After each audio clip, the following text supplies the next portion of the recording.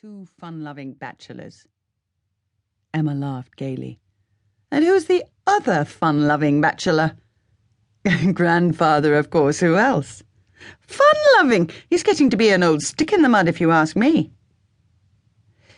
I wouldn't be saying that, Mavourneen. Blackie boomed into the phone, having taken it away from his grandson. I bet I could still give you a run for your money if I got half the chance. I'm sure you could, darling. However, I'm afraid you won't get that chance tonight. I can't accept your invitation, Blackie dear. Some of the family are arriving later, and I ought to be here. No, Blackie interjected. You can see them tomorrow. And now don't be refusing me, darling. Apart from wanting the pleasure of your lovely company, I need your advice on an important business matter.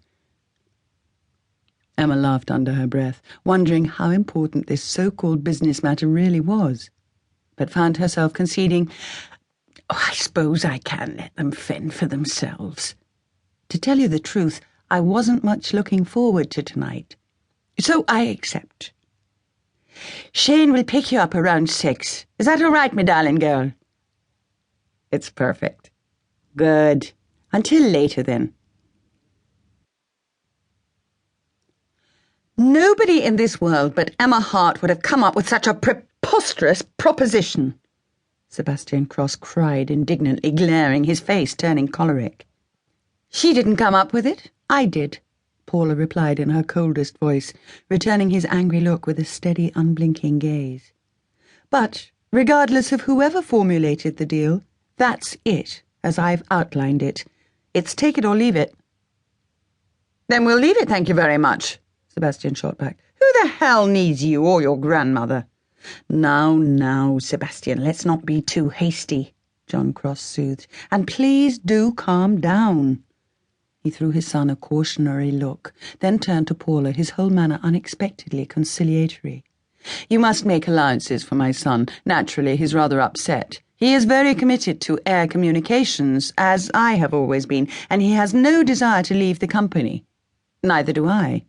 In short, we both expect, indeed, fully intend, to continue in our present positions.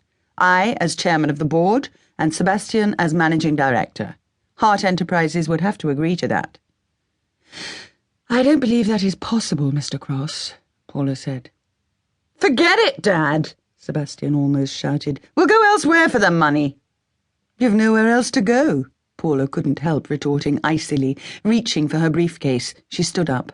John Cross sprang to his feet, took her arm. Please, he said quietly, please sit down. Let's talk a little more about this. Paula hesitated, staring at him. Throughout their relatively short meeting, whilst his son had blustered and snarled, John Cross had adopted a stance of inflexibility, displayed a quiet but firm resoluteness to make the deal on his terms, despite their original understanding. Now, for the first time, she detected a sign of wavering on his part, and whether he was aware of it or not, the preceding months of tension and anxiety had taken their toll. The troubles of his floundering company were much in evidence, clearly imprinted on his gaunt and weary face, and there was a quiet desperation behind the bloodshot eyes which held a hint of new panic.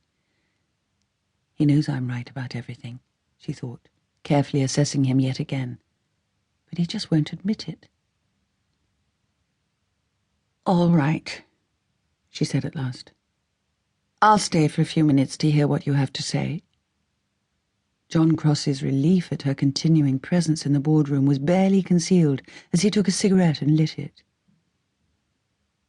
Your proposition is a bit preposterous, you know. We want new financing. We don't want to be taken over and thrown out of our own company.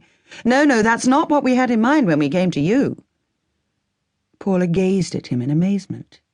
She gave him a curious smile. You've just pinpointed the crux of the matter. You came to us, remember. We didn't seek you out.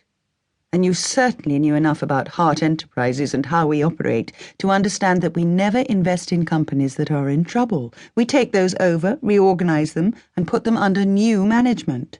Our management. We're not interested in financing other people's continuing disasters. It doesn't pay.